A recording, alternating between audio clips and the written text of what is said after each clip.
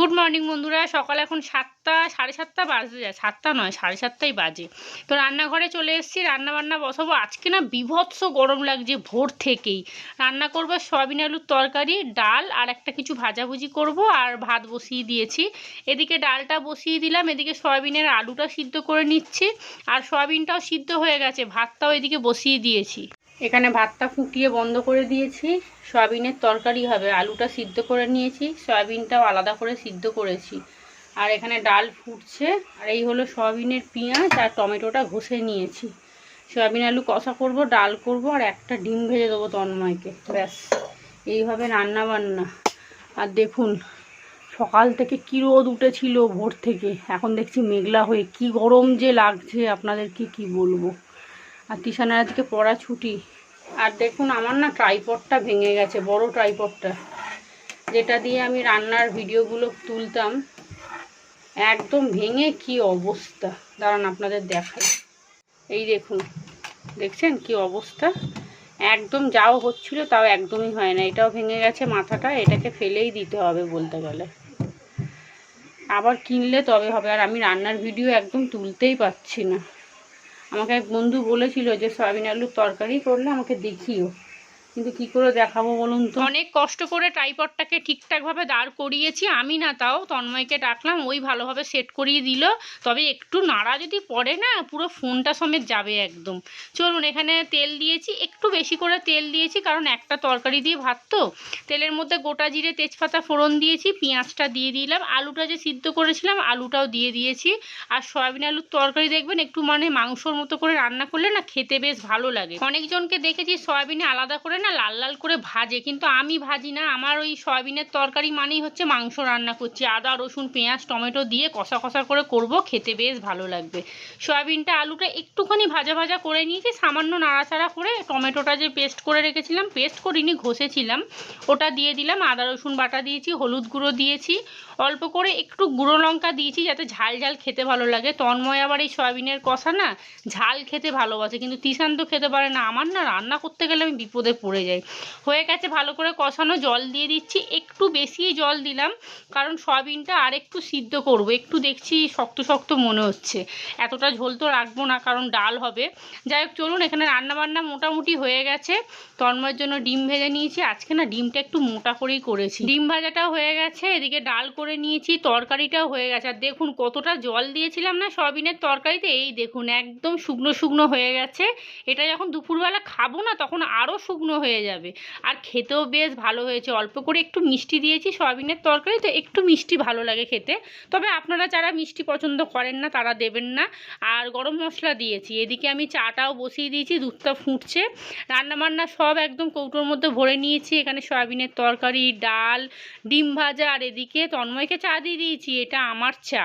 আর আজকে আমি একটু বেশি করেই চা খাবো, কারণ আজকে না মাথা যন্ত্রণা করছে সেটা বলবো না, কিন্তু মাথাটা না পুরো ভার হয়ে আছে, যেন মনে হচ্ছে কোনো পেতনি আমার শরীরে ঢুকে গেছে, সেই জন্য আমার মাথা চিবিয়ে খাচ্ছে।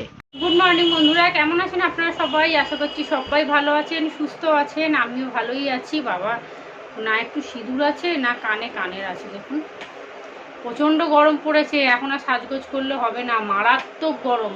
সকালবেলা তন্ময় রান্না করেছি অন্য একটা নাইটি পরে, ওটাকে ছেড়ে দিয়ে আবার এটাকে পরলাম। ঘন্টাখানেকের মধ্যে পুরো ভিজে চপচপ হয়ে গেছে একদম। আর ওটা যদি পরে থাকি না, পাখার হাওয়ায় শুকিয়ে যাবে, তারপরেই শরীরটা কেমন ম্যাজ ম্যাজ করবে, মানে গা হাত পা কেমন চাবাবে। তো যাই হোক, রান্নাঘরটা পরিষ্কার করে রেখে এসেছি, বাসন কোসন সব মাজা হয়ে গেছে। আজকে বৃহস্পতিবার, পুজো দিতে হবে। তিশানের আজকে পড়া ছুটি। গতকালকে আন্টি ফোন দেখছেন, বারবার খালি ফোনের কথা বলি, মেসেজ করে বললো যে আজকে পড়াবে না, মনে হয় কোথাও যাবে। তো ফুল এনে দিয়েছে, আমি পুজো দেবো, বাসি বিছানা বসাবো, ঘর তো ঝাঁট দিয়ে মুছবো, ব্যাস এইটুকুই যা কাজ আছে। আর বাসি জামা কাপড় আছে, আর দু একটা গেঞ্জি প্যান্ট তন্ময়ের ভিজিয়েছি, ওগুলোই খালি কেচে দেবো। আর ফিল্টারটা আমি রিপ্লেসমেন্ট করেছি, তো ওই মালটা আসবে, আজকালের মধ্যে আসবে। এলে ওটাকে রিটার্ন করে তারপরে আবার ওটাকে রিফান্ড করতে হবে, তবে আমি টাকাটা পাবো, না হলে পাবো না। কি মুশকিলে যে পড়ে গেছি না, আপনাদেরকে কি বলবো। আমি ফট করে রিপ্লেসমেন্টটা না আমি টাচ করে দিয়েছি, বুঝতে না, মানে খেয়াল করিনি আমি আসলে। না হলে আমার এরকম কোনো দিন হয় না, আমি রিটার্ন করি, টাকা সঙ্গে সঙ্গে চলে আসে একদিনের মধ্যে, ফ্লিপকার্টে আর কি বলছি। সব থেকে বড় খবর, শনি রবিবারে একটা ঝড় আসছে, মারাত্মক ঝড়। কালকে থেকেই নাকি প্রচণ্ড ঝড় বৃষ্টি হবে, তারপরে শনি রবিবারে ঝড়টা আসছে। রেমাল নাম, বা আবার নামগুলো সব দিয়েছে দেখুন, আমফান, তারপরে আর একটা কি ফণি, আর এটা হচ্ছে রেমাল। বাবা, আমফানি এখনো ভুলতে পারেনি, আবার এখানে রেমাল চলে এসছে তাড়াতাড়ি করে, মানে লাইনে দাঁড়িয়ে ছিল কখন ও বেরোবে তারপরে ও ঢুকবে। যাই হোক, কবে আসবে কখন আসবে আগে থেকে নিশ্চয়ই খবরে বলে দেবে। ভয় লাগে জানেন তো, আমাদের এখানে এই ঘরটাতে না কোনো প্রবলেম নেই, কিন্তু দরজাটা আমাদের খুব একটা শক্ত সামর্থ্য নয় তো, মারাত্মক যখন দমকা মানে ঝড়টা দেয় না, তখন দরজাটা ঠক ঠক করে কাঁপে, তখন আমার না বুকের ভিতরটা যে কেমন করে আপনাদেরকে কি বলবো। যখন আমফানে হয়েছিল দরজাটা যেন ভেঙে পড়ে যাবে, আমি তন্ময়কে বলছি, তন্ময় তুমি দরজাটা ধরে রাখো নাহলে ভেঙে যাবে। বলছে কিচ্ছু হবে না, তুমি চুপ করো তো। আর এই দরজা যদি ভেঙে যায় ভাবুন তো কি হবে, এত ঠকঠক করে কাঁপে মানে ধারণার বাইরে। চলুন, যা হবে হবে, কপালে যা লেখা আছে সেটাই হবে। আপনারাও খুব সাবধানে থাকবেন। চলুন, হ্যাঁ, এত গরম লাগছে কি বলবো আপনাদেরকে, এত পচা গরম। বিছানার চাদরটা আর পাল্টাবো না, একেবারে ঝড় বৃষ্টি বজ্রপাত সব একবারে মিটে যাক, ওই পরের সপ্তাহ করে একবারে চেঞ্জ করব। কারণ ঝড় বৃষ্টি হলে না ঘর বাড়ি এমনি নোংরা হয়ে যায়। আমাদের তো এই দরজাটা দিয়ে খুব নোংরা ঢোকে, আর তার মধ্যে জানলাটা খুলে রাখে, ঘর ঠান্ডা হবে ব্যাস, ওই ঘর ঠান্ডা হওয়ার লোভে ঘর পুরো নোংরা হয়ে যায়। এটা কি ক্রিম পাউরুটি কি জানি, ক্রিমটা তো সাদা নয়, কেমন একটা সেই ঘিয়ে ঘিয়ে কালারের মতো। এই যে কিষান খেয়েছে, সেই সব বাসন পড়ে আছে।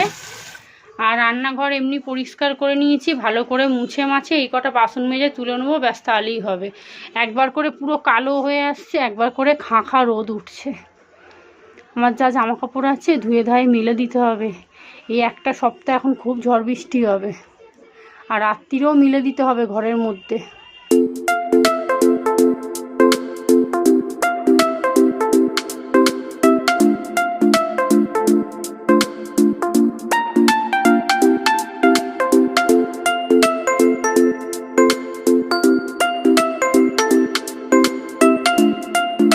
দেখুন, এই ফুলদানিটা শোকেসের ওপরে ছিল, এটাকে নামালাম। এখানটা না ফাঁকা ফাঁকা তো দেখতে বিচ্ছিরি লাগছে, যেহেতু ফুলদানিটা সবসময় দেখে অভ্যস্ত, বাজে লাগছে, ওই জন্য এটা নামালাম। থাক, ওপরে আর একটা ফুলদানি কিনে নতুনটা তখন এখানে করে দেবো, এটা আবার ওপরে করে দেবো। এমনিও জানেন তো টিভির ওপরে যে ফুলদানি রাখতাম না, তন্ময় গজগজ করতো, টিভির ওপর বলছি, ধরতে শোকেসের ওপরে এখানে ফুলদানিটা রাখতাম তো, আর তন্ময় যে জামা কাপড় বার করার জন্য এটাকে টানতো, ফুলদানিটা ঠক ঠক করে নড়তো, একবার তো উল্টে পিছন দিকে পড়েও গেছিলো। আমাকে বলেছিল ফুলদানি সরিয়ে দেবে, নাহলে কিন্তু ফট করে নিচে পড়লে পুরো পা একদম কেটে একাকার হয়ে যাবে। আর এখানে ঠাকুরের ফটোগুলো আছে, এগুলো থাক, দেখতে ভালো লাগে। চলুন, এখানে দুধটা জাল দিতে বসিয়ে দিয়েছি, আর এদিকে আটা ছিল গতকালকে, 4খানা রুটি হয়েছে, আমি 2খানা কি 3খানা খাবো, 2খানা খাবো, আর 2টো রেখে দেবো। আর টাটকা রুটি তো রাত্রিরেও খেয়ে নিতে পারবো, অসুবিধা নেই। আর একটু আগে মা ফোন করলো, দেরি হয়ে গেল, কথা বলছিল, কি করছিস রে।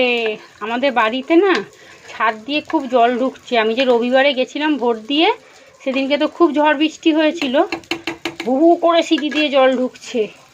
আর ওটারই এখন মা চিন্তা করছে যে ওই 3-4 দিন ঝড় বৃষ্টি হবে, ঘর তো পুরো ভেসে যাবে, কি হবে তাহলে। আর তার উপরে আমার ঠাকুমাকে নিয়ে জানেন তো খুব ঝগড়া অশান্তি হচ্ছে। আমার ঠাকুমা আপনারা তো জানেন, এই কদিন আগে হসপিটালে গেছিলো, সুস্থ হয়েছে, ওই পেটের রোগে ভুগছিল, মানে আমাশা মতো হয়ে গেছিলো। আর এখন আবার শুরু করেছে জানেন, ওই মাছের ঝাল লঙ্কা টঙ্কা এটা ওটা খেয়েই যাচ্ছে। তাহলে বলুন তো, এগুলো কেউ সহ্য করবে? ডাক্তার পরিষ্কার বলে দিয়েছিল যে একদমই আপনার উল্টোপাল্টা খাওয়া দাওয়া চলবে না। সেখানে তুমি বয়স্ক মানুষ হয়ে তুমি যদি না বোঝো তাহলে কি করে হবে। আমি এই গত সপ্তাহে একবার গেছিলাম, তখনও আমার ঠাকুমাকে নিয়ে না ঝগড়া অশান্তি হচ্ছিল। আমার বাবা বলছে, আমার বাবার কথাও শুনছে না, তাহলে কি হবে বলুন তো। আর ঘরে বলুন না, দেখুন টাকা পয়সাটা মেন নয়, মেন হচ্ছে তোমাকে নিয়ে যাবে কে হসপিটালে। আমার ছোট বৌদির শরীরটা ভালো না, কদিন আগে ওই বিছানায় পড়েছিল, বড় বৌদির এখন এরকম অবস্থা। আমি এখন ওই জন্য খুব একটা বাড়িতে ফোন করি না, মা করে আর নয় বাবা করে। বাবার তো শরীর একদমই ভালোই না, প্রেশার তো 130 থেকে 150-এ উঠে গেছে। ওই ঠাকুমার জন্য হয়েছে জানেন তো,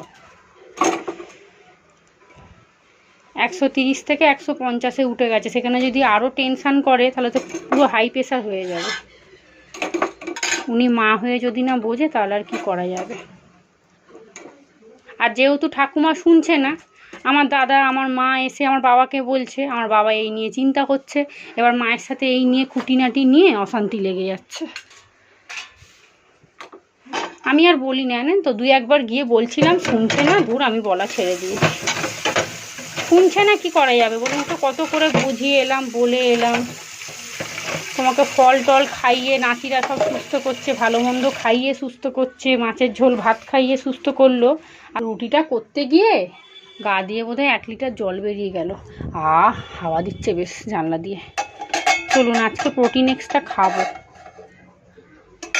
ভাল লাগছে না জানেন, ঘরে থাকতে থাকতে না দেখবেন কেমন একটা একঘেয়ে লাগে না।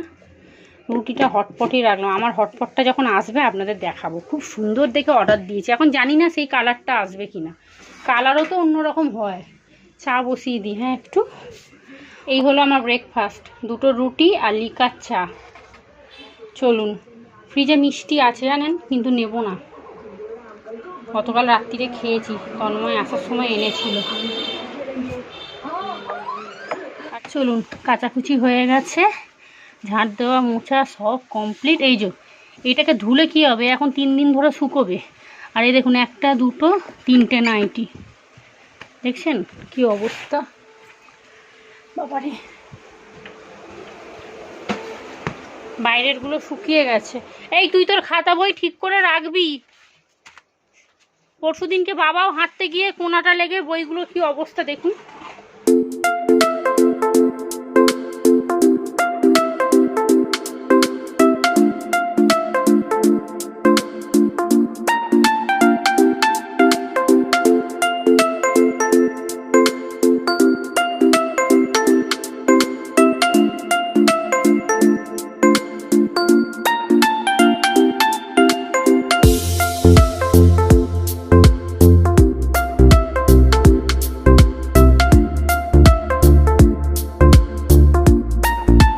বৃহস্পতিবারে পুজো দেখবেন, যতক্ষণ না দেওয়া হয় না মনটা ঠিক খুঁতখুত করে, মনে হয় কখন পুজোটা দেওয়া শেষ হবে। আর দেখবেন পুজো দেওয়ার পরে না ঘরটা এত সুন্দর দেখতে লাগে, ধূপ ধুনোর গন্ধে এত ভালো লাগে না, যেন মনে হয় ভগবানই বোধহয় ঘরের ভেতর ঢুকে বসে আছে। চলুন এবার রান্নাঘরে যাই, কি ভাজাভুজি করব দেখি। রিশানকে জিজ্ঞেস করি, ও বলছে ডিম খাবে। আর আমার না ফ্রিজে মাছ আছে, আমি তো ভুলেই গিয়েছিলাম। আজকে আমাদের দুপুরে লাঞ্চ মেনু, হাঁড়িতে ভাত আছে, এটা দেখাবার মতো কিছু নেই। আর এই হলো সয়াবিন আলু কষা, আর এখানে পেঁয়াজ দিয়ে মুসুর ডাল যা আছে আমার আর তিশানের হয়ে যাবে। আর তিশান ডিম খাবে, পেঁয়াজ টিয়াজ কিছু তো দেবো না, এমনি ঘেঁটে আর একটু ভেজে দেবো বড় করে।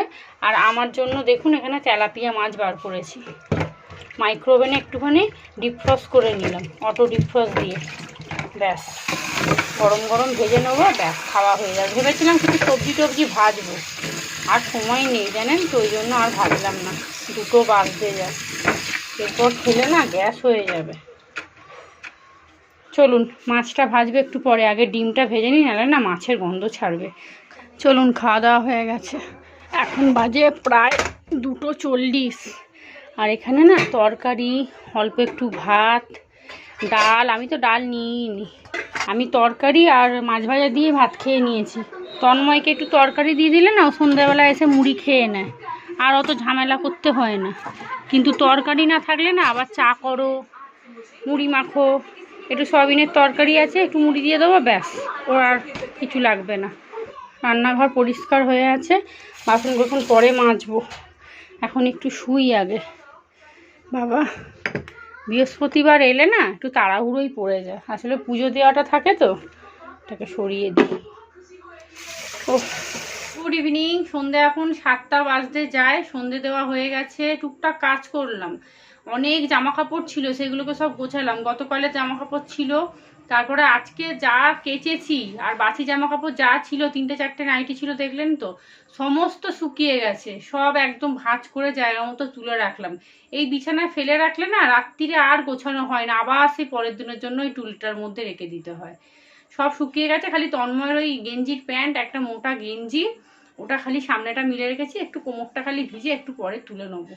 তন্ময় তো এখনও আসেনি, পাখাটা বন্ধ তো, আর এমনিও আপনাদের সাথে কথা বললে পাখা বন্ধ করেই কথা বলতে হয়, কারণ আমার গলার থেকে পাখার আওয়াজ আপনারা বেশি শুনবেন।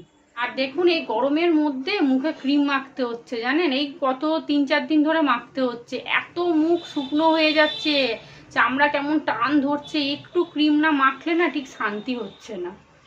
যাই হোক চলুন এখন রান্নাঘরে যাব, চা করব। তন্ময় তো আসেনি, ও আসলে ওকে তরকারি দিয়ে মুড়ি দিয়ে দেবো, ও আবার তরকারি দিয়ে মুড়ি খেতে খুব ভালোবাসে, ওই চানাচুর মুড়ির থেকেও তরকারি মুড়িটাও বেশি প্রিয়।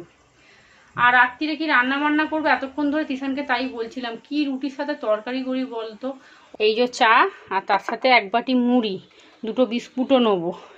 আগে এটা খাই, তারপর চিন্তা করবো রাতে কি রান্না করব। আপনাদের সাথেও কি এরকম হয়, সন্ধে হলেই মাথার মধ্যে শোরগোল পড়ে যে রাত্রিরে কি রান্না করব? আধা ঘন্টা 1 ঘন্টা এই করে করেই কেটে যায়, তারপরে 8টা 8:30 বেজে যায়, রান্না করার জন্য হুলুস তুলুস পড়ে যায়, এই রে 8টা তো বেজে গেল, কখন রান্না হবে এবারে। আর তিশান ক্লিপগুলোকে নিয়ে নিয়ে অর্ধেক কৌটোটা ফাঁকা করে দিয়েছে, দেখুন ক্লিপ ছুঁড়ে ছুঁড়ে খেলছে, এগুলো খেলার জিনিস বলুন তো? সন্ধেবেলা ওকে বলেছি কয়েকটা বোতলে জল এনে দিবি, 1 বালতি জল আছে, আর কয়েকটা এনে দিক, কারণ আবার কালকে থেকে বৃষ্টি শুরু হয়ে যাবে, আমি যদি জল আনতে না পারি। চলুন, রাত্রির এখন 8:30 বাজে। তন্ময় আসার সময় কচুরি আর একটু বোঁদে নিয়ে এসেছিল, আমি ওর জন্য মুড়ি খাওয়ার সব কিছু জোগাড় করে রাখলাম, আর ও দেখি আসার সময় কচুরি নিয়ে এসছে, আমাকে বলছে তুমি দুটো খাও। আমি তো খাইনি, কারণ চা খেয়েছি তো পুরো অম্বল করে যাবে একদম। আর বোঁদে খেয়েছি অল্প করে একটু। আর তরকারির কি ছিঁড়ি, খোলায় ভর্তি নোংরা। তিশান বলছে মা আমি খাইনি, ফেলে দিয়েছি। আর দেখুন এই খুন্তিটা কি সুন্দর দেখতে, তিশান নিয়ে খেলছিল, আমি তুলে রাখলাম আবার। রাত্রির এখন 9:30 বাজে, কি রান্না করব এইসব চিন্তা করতে করতে লাস্টে আলু ভাজা বসালাম। তন্ময় বলছে আমাকে একটু আলু আর একটুখানি ডিম ভেজে দাও, আমি ওই দিয়ে ভাত খাবো, অল্প করে একটু ভাতও আছে, ডালও আছে।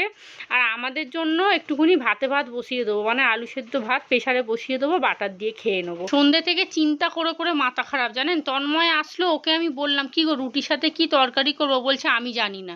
লাস্টে এই অপশানটা দিল, আর একটু পরে না ভাতটা বসাবো, গরম গরম ভাতটা খেতে বেশ ভালো লাগবে।